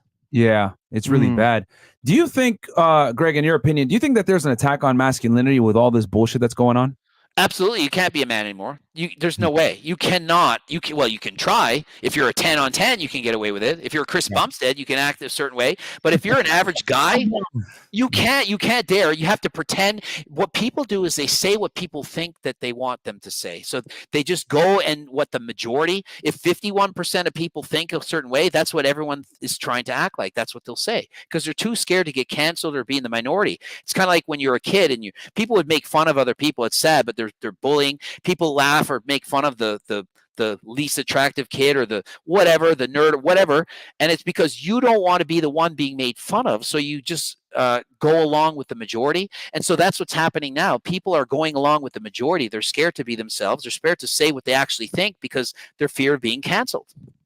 Damn, man. That's a good take, bro. Yeah. And the thing I like about you a lot, Greg, is that, you give commentary, right? You're a fitness influencer, but you give commentary on contemporary events as well. And you talk about other things and you're not afraid to go against the grain. And I'll be honest with you. A lot of guys in the fitness industry are pussies. They're scared to say what's on their mind because they don't want to lose supplement deals. They don't want to, really say what's on their mind. Can you speak to that a little bit? Why did you say, fuck it, I'm going to say what I want. I don't care what people think. You say, why do I not care what people think? Literally, as I was growing up and becoming a teenager and so on, I was like worried about what do people think of me and what do people this and that. And I'm like, the first time I just started saying, what if I just stop giving a shit about what do people think and I just be myself? And it was liberating. It was like, wow, I just don't have to care. Like, so what? They don't like me. I'll find someone else who does. And so I'm making YouTube videos and I'm saying everything I want. I'm like, okay, there's 100,000 people that are going to hate me, but there's going to be 100,000 people that like me. I'll just focus on the good. You guys can all shit on me in one ear, out the next. You guys say something nice. I'm going to take that in. And so it's so much better because why pretend and be something you're not and have people like you when it's not the real you? And that's what people do. They do it all the time. And there's so many YouTubers, like people I've collaborated with, for example, and they have one persona online and it's like they're this. And then behind the scenes, oh my God, they're nothing like that. And so they have to me, they're just actors. The easiest way to act is to be yourself. Like when you make a video, like I might scream and shout a little bit more, but it's who I am. And so if you're pretending to be whatever you're not, you don't believe in it, like, how is that fun? How long can you do that for? Not for very long. And that's one thing I really like about you, man, is because a lot of people in the fitness industry are very scared. They watch what they say, and it's kind of annoying because it's like you don't feel like you're getting the real person when you watch their videos. Like they're trying to, identify in a certain manner so that they don't lose sponsorships, they don't trigger the wrong people, whatever it may be. They don't say what's on their mind. Which, speaking of which, perfect transition into this topic. So you have a background in powerlifting. What are your thoughts on what the hell's going on here with these guys that are entering in as women and completely demolishing women in powerlifting events? So it's absolutely embarrassing. Even the Canadian Center for Ethics in Sports, they literally think that there's no advantage to being born a male over being born a female. And they'll quote different studies and they'll say, no, it's more the training and their diet and the coaching that has. I'm like, are you an idiot? Men on average are 5 inches taller than women. They have stronger bones, larger bones. They have testosterone levels 10 to 12 times higher than female. I don't care if you transition as you're older and you have lower test levels. You have the advantage of being born a male for that long. You're bigger frame. And so of course you can be better. And so of course, if you identify as a woman and you're a man, you're going to have a huge advantage. It makes it not fair. The reason there are female sports in the first place is because it's not fair to have them compete against men. Sure, there's 1 or 2 girls out of 1,000 that could do it, but in general, we want more participation in sports. Like I was a phys ed teacher. The more people that play, the better. There should be so many different categories. We have junior, teenage, open, masters, veteran, seniors, whatever, all these different categories to involve and encourage more people to participate. So why don't we just have the trans category that's their own division, and then we're encouraging them. We recognize their right to say, okay, identify as a woman. Great. Wear whatever you want. Dress as a female. I don't care if people wear Panthers and identify as a child. I don't care. But have your own category. Like, don't make it unfair for someone else to take their spot away in the Olympics or whatever. Like, that's just wrong. Yeah, Greg, for prime minister, I agree with you, man, because the thing is that, it's funny because these leftists and these feminists and these libs right? They vote for this type of legislation to allow these individuals to participate in their sports. But the people that lose at the end of the day are the women. Like, they're the ones that take the L's. They're the ones that lose the scholarships. They're the ones that can't compete, because I've said it before. I'll say it again. Women get mad at me on the podcast when I say this. Men are physically superior to women in almost every way. More stronger bone density, more denser muscles, more lung capacity. We're just stronger than them, taller than them, like you said, on average 5 inches. Like, we just beat them in every regard, so they can't compete, right? So there's a reason why we got 2 different leagues. But when you want to go ahead and combine it, like, yeah, guys are going to go ahead and compete in the female sections and absolutely destroy them. This happened in the NCAA. I think some guy was ranked like 500th for swimming. The swimmer. Yeah. Yeah. And then starts setting records as a woman. It's like, it's happened in cycling, weightlifting. Yeah, kills them. Like, first place, smoking them, dude. So you take a mediocre male, he identifies as a woman. Now he destroys these females, and they're the ones that are taking the L's. And I agree with you. Here's the thing. Even though I laugh at female sports and I think that it's a big waste of time and no one should watch it, I still think that it needs a place, right? Because, and the reason why I say that, is because I think women need sports because it keeps them away from doing stupid things. If I do have a daughter one day, I'm going to put her in every sport and keep her preoccupied, because I always said idle hands do the devil's work. And women in sports, right, like high school, etc., keeps them from doing stupid hoe shit. So, not all the time, but most of the time. Until they get to college. Until they get to college. No, it's funny. I have the opposite view. Well, probably because I was a phys ed teacher. Like, for females to play in sports, I think that it's the best. Like, I think it's awesome. No, I agree. The more people play sports, the better. Yeah. So, should they have female or male sport? Of course they should. You know what I'm like? Of course they should. Like, that's something that we're 100% disagreement with. But No. I agree that they should be playing sports. I'm just saying I laugh at people that watch professional female sports. Well, for example, you'd rather watch male tennis than female tennis or female golf. And like, it depends, like, on the sport. Sometimes people will be like, well, in male tennis, they're so powerful on the serves, it's over so quick. Women in sports, they rally longer. So some people could argue it's more interesting. So I don't know. I think it's great to have both. I'm not going to say that you should only have one on TV. It's like the audience dictates what should be shown. Obviously, male sports overall much more popular. If it wasn't, then, well, the NBA, the males would be paid less than the women, but it's not like that.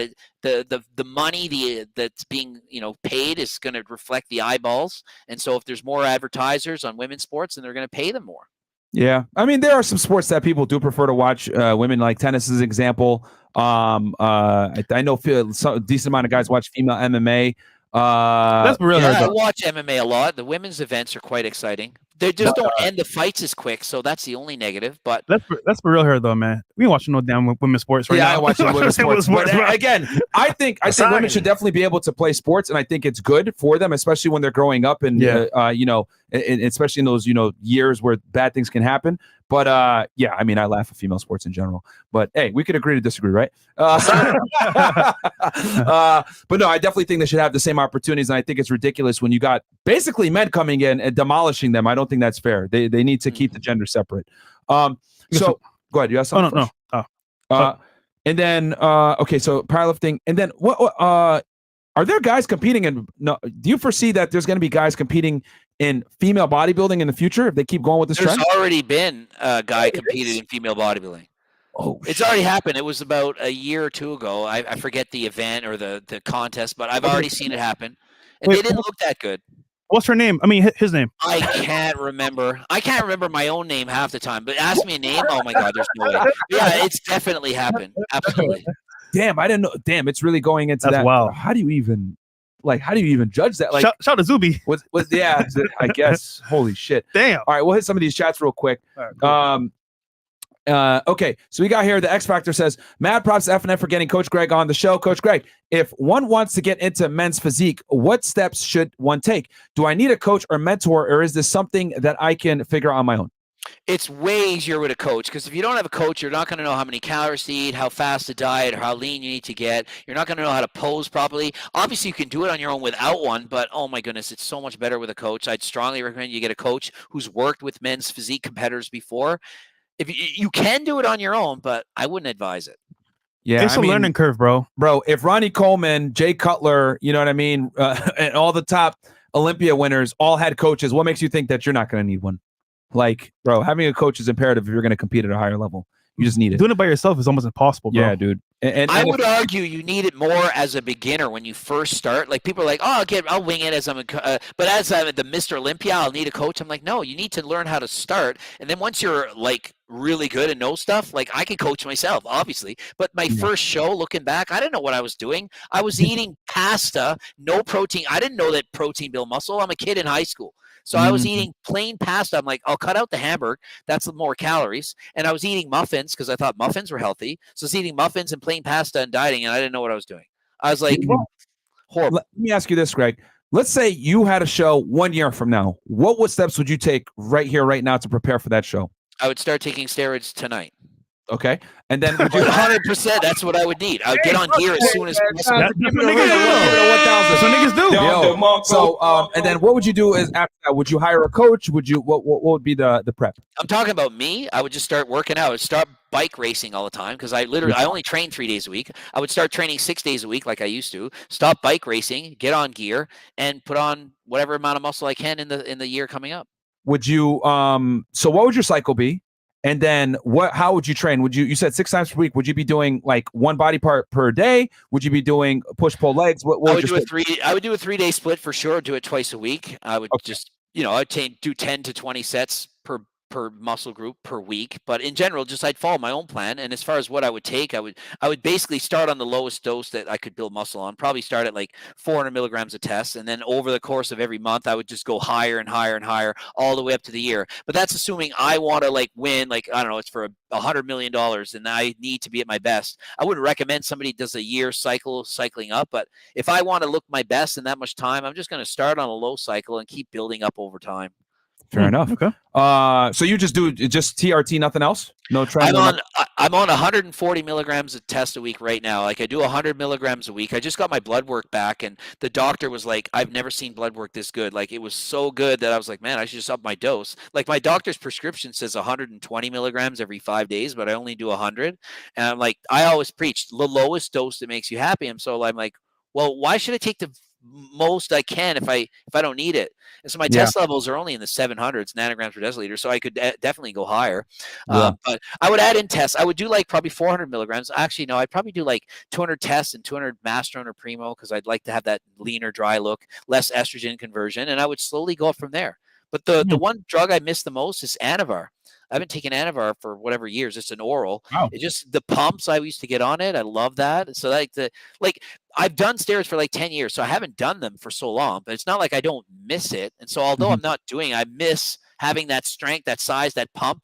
And so regardless of how old you are, I don't think you ever like lose that urge. That's why I caution people, like once you start, it's hard to stop. Like I stopped, but I was able to transition into bike racing. So rather than focusing on how I look and my physique and being like a world record powerlifter, because I'm weak now. Like I go against these kids and they like 25-year-olds or whatever, teenagers, they outlift me in the gym. And I'm like, I'm a record holder and these guys are beating me. That's hard on the head. But rather than, caring about how much I lift or how I look, I'm more like, how am I doing on the bike? So that makes it a lot easier. So I can get by with just HRT. But I mean, without HRT, I'd probably be 10 pounds smaller even still. Bam. What are your stats right now? You said you're 5'6", and what are you weighing nowadays? I'm about 8.5% body fat. And I was 188 this morning. I actually weighed myself before this. I was 192.6. So like nice. I fluctuate somewhere in the like upper 180s, low 190s. Okay. So you blew up with the Natty or Not stuff, right? And you obviously from your training experience, your background, you have a very good eye for people that are not natty. Can you tell us how that series started and what got you into it?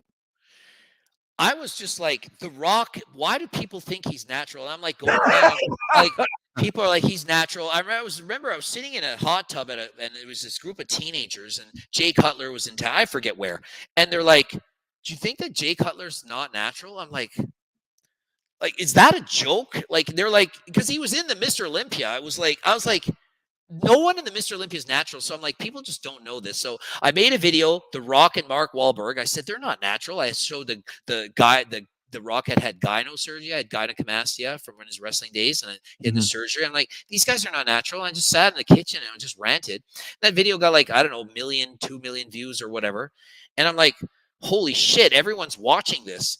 And then so I said, well, I'm going to do another one on another person that's famous. So I said doing that. And I noticed every time I talk about somebody really famous and give my opinion on them, it gets a lot of views. And so I started going through the internet. Who are popular people? And I'm going to talk about them. And so that really helped blow up my channel. Aside from doing videos, like educational videos, like the dangers of drugs, steroids, like the pros and cons, the Natty or Nots really took off. And it was talking about people who were like really famous. That really brought the eyes to my channel. And I know the same thing for Derek as well. He started doing a lot of the same videos.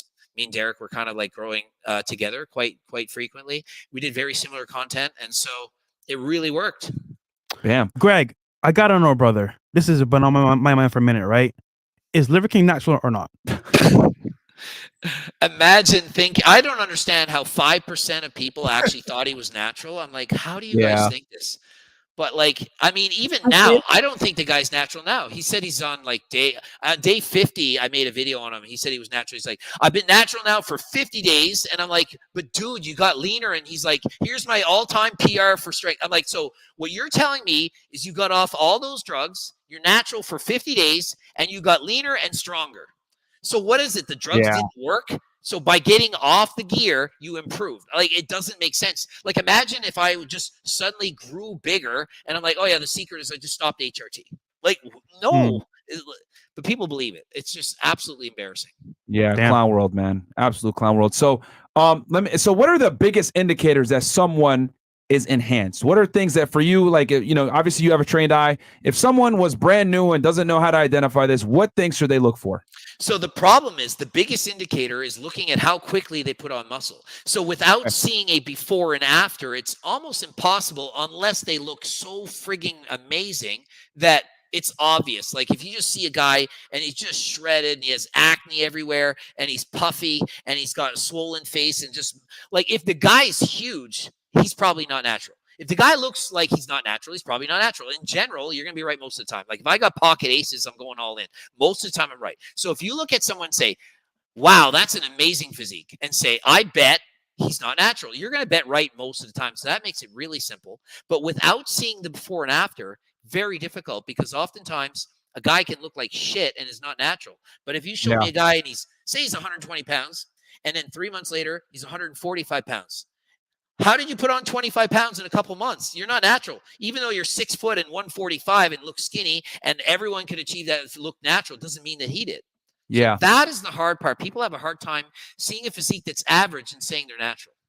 Interesting. Nice. So what I would give us your top 3 fake natties.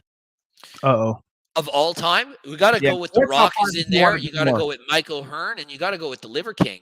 Wait, sorry. You said Michael Hearn. The Rock has to be in there because of the sheer numbers, like the sheer fame of it.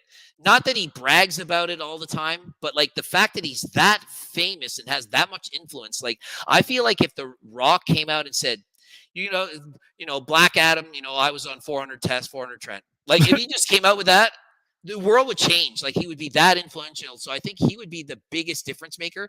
I think Michael Hearn, it's just a joke at this point. Like, does anyone think he's natural? Like he's sponsored by an HRT clinic. He's in the shape of his life. He's doing a movie role. He's guest posing, the best he's ever. Like, I'm like, come on. Like, baby, don't hurt me. Like the memes, it's like Mike is a meme. And the fact that he claims to be natural still, it's just shocking that people believe it. Yeah. And then the Liver King, the sheer audacity to like in your face repeatedly say, I'm not natural. And then have proof that he was lying. Like that's like all time stuff right there. Gotcha. And then any other honorable mentions that you want to add in?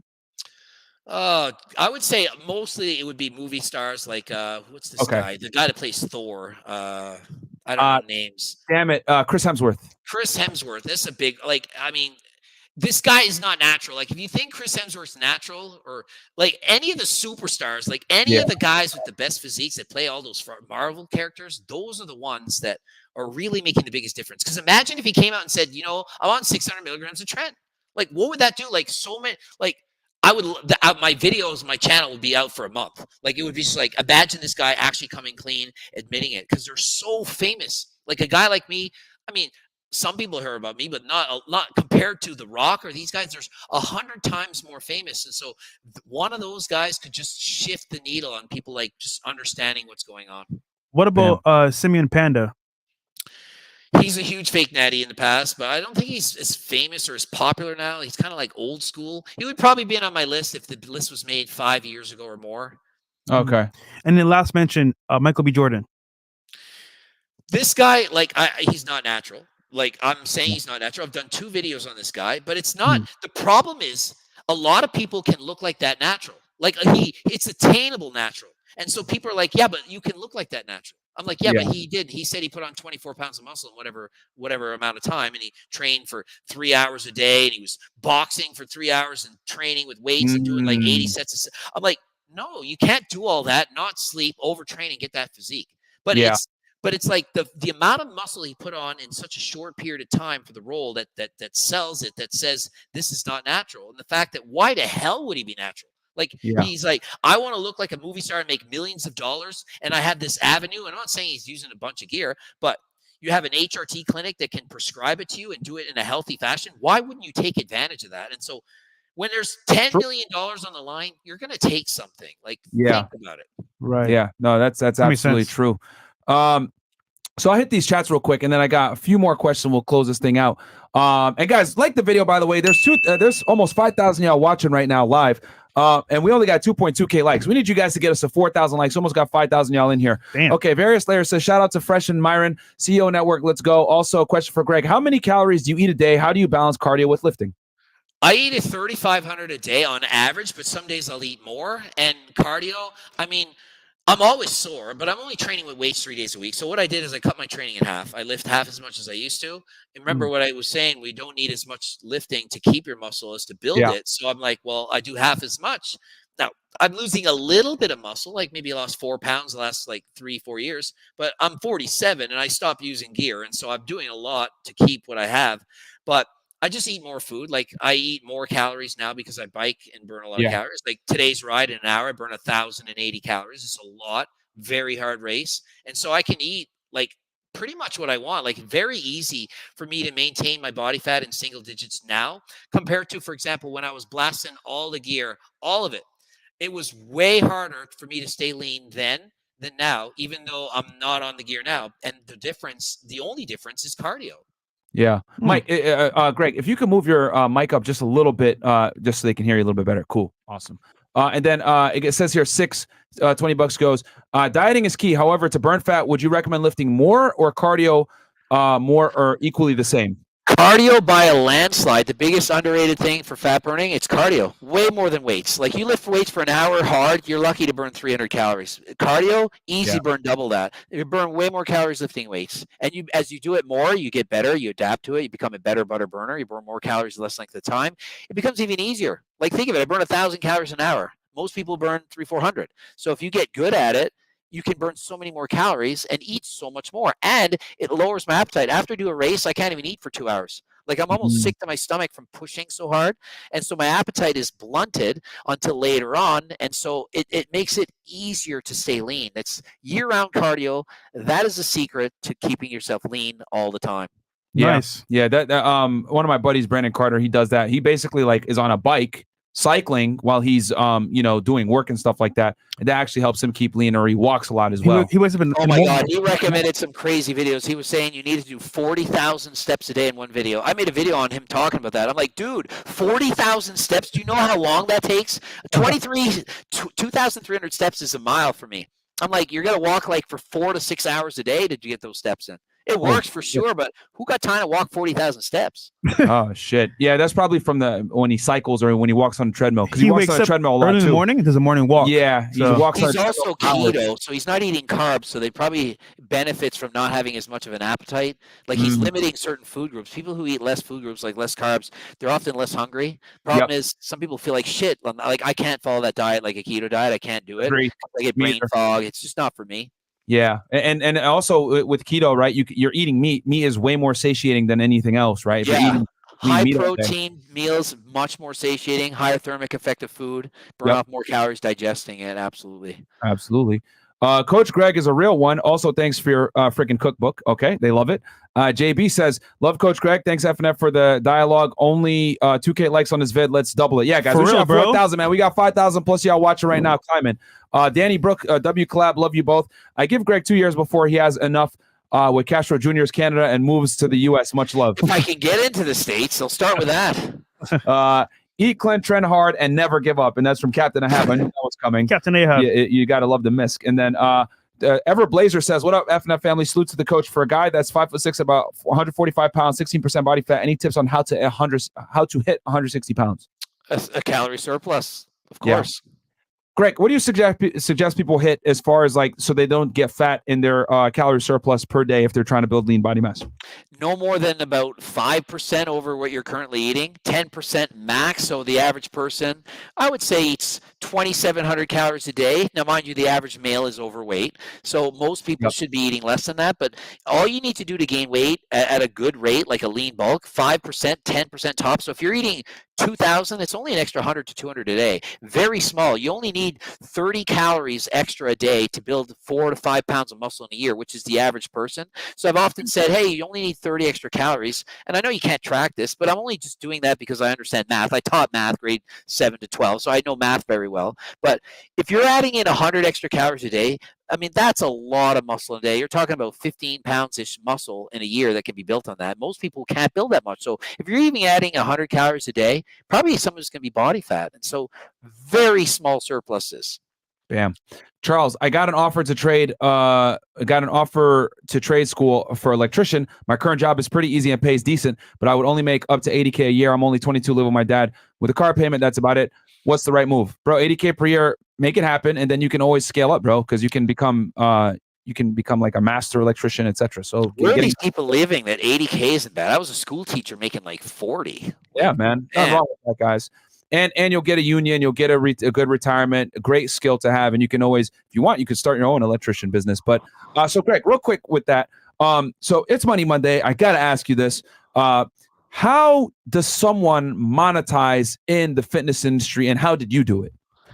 Well, I guess how I do it or anyone do it is you have to find something that the people want and give it to them. Like for me, it was like, Coach Greg, can you make a cookbook? Well, sure. Like find something that you're good at and you're passionate about, and then just promote it to your audience and try to sell it. Like I'm not a guy that's gonna like a fan of bulking. So if I came up with a book and it said, you know, all these recipes on how to gain weight, well, why would I do that? That's not about me. Like, so you have to go along with your brand and what you stand for. Like I promote cardio fitness, and so I wrote a book. Like, geez, the Circle Diet book, like it's how to lose weight, keep it off for the rest of your life. And then you see my cookbooks and training books, all this stuff. So I offer people what they want based on my expertise. So whatever that is, whatever you're doing, sell people something that you're good at, that you're an expert on, and that they want. The key is they have to want it. Bam. Well said. And what are your biggest earners? For the cookbook has made me the most money overall, but now I make more on supplements like GO2 Max and all these supplements in the background than the cookbook by a fair bit. How much has the cookbook made you, if you don't mind disclosing? I sold close to 100,000 copies, and they're between like $100 and $150 each. So sheesh, 15 million, maybe 10, 15 million, something like that. On a fucking cookbook. Shout out to that, man. That's what we're talking about, baby. Wow. Shout out to all the haters that got mad at you for selling it for $100. High ticket closer. People used to say all the time, no one's going to buy that. What are you going to, you'd make so much more money if you put the price down. I'm like, really? Well, I'm not going to tell you how many I sold. Like, I mean, I didn't want everyone to copy the book because I was like, it's doing pretty good. But like, if I sold it for less, people almost buy less because they're like, oh, it can't be that good.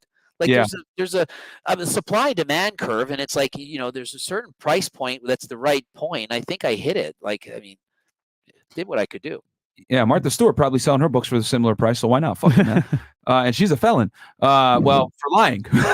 you for smuggling, right? Yeah. Greg, and then you said the supplements. Real quick, bro, because you succeed in the supplement industry. I've seen so many people fail in the supplement industry. It's very difficult. You need a lot of money to get in. It's not expensive to produce the supplements. And then also, like, the margins aren't as much as people think. Can you talk about how you're able to build a successful supplement company?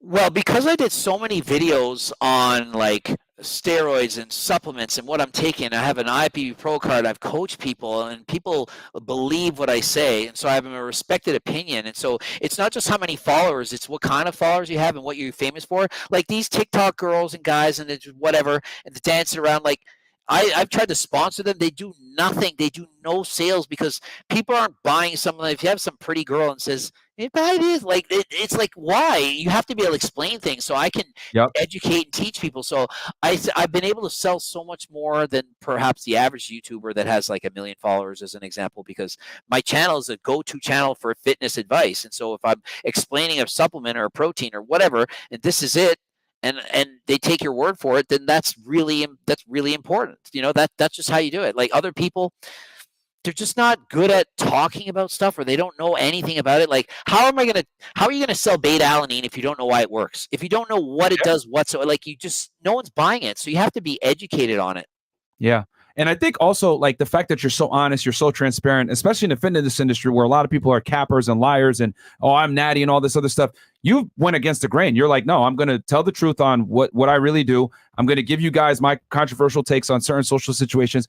And, you know, when it comes to sales, people have to like, know, and trust you. And I think that's another big thing as well. You have a good amount of people think of what I'm talking about, like my past, like selling like all the shit I've done in the past, and I've been open book. I'm like, yeah, that's true. This is true. And so like, why would I start lying about something when I've always just told the truth? Like when I say I'm on 140 milligrams of test, that's what I'm on. It's like, these are the supplements I'm taking. This is what I'm taking. If I took GH, I'd say, hey, I took GH. This is what it's doing. Like, there's no reason to lie. It's like, it's so easy to not lie. You just tell the truth all the time. You just don't have to pretend. So I think people believe that. It makes it a lot more trustworthy source of information. So that's why they're going to buy supplements from me. Right. Bam. Hey, man. Greg, I really enjoyed this interview, man. I know you got probably some more bike riding to do or some food to eat. I raced for an hour earlier. I'm done. Where can the people find you, man? On my Instagram, Greg Doucette IFBB Pro. Also, obviously on YouTube. That's where people got. I can't do it on TikTok. I've been canceled too many times there. Although there's an impersonator. I think he has like 160,000 followers. He just reposts all my videos. Free advertising, some kind of groceries chart or something, but I'm not making money. But at least, like, I walk around, and I'd say 1 in 4 people that walk up to me now are like, "Oh, I seen you on TikTok." I'm like, I don't even have a TikTok account. Same, dude. Same. It's free advertising. It's free advertising, so it is what it is. Yeah, man. Hey, man, it was great having you on, Greg. I hope that you get this thing sorted out with Custom so that you can come over stateside and we could do a show in studio and have you with some girls. That'd be dope. Be great. So, guys, he is Greg Doucette. His links are below. I put his Instagram, his YouTube. Go check him out. Follow him subscribe to his YouTube channel. Follow him on Instagram and check out his subs, man. Great interview. I'm really happy about this, man. I'll give you the last word, Greg. Follow me. This was great. I had a great time. I was like talking about everything. I don't like to hold back, and so I appreciate the questions. It was a great time. I got to do it again. Absolutely, Thanks man. for coming on, man. All right, man. Guys, we'll be back here with some lovely ladies in a little bit, man. We'll catch you guys on the next one. Peace.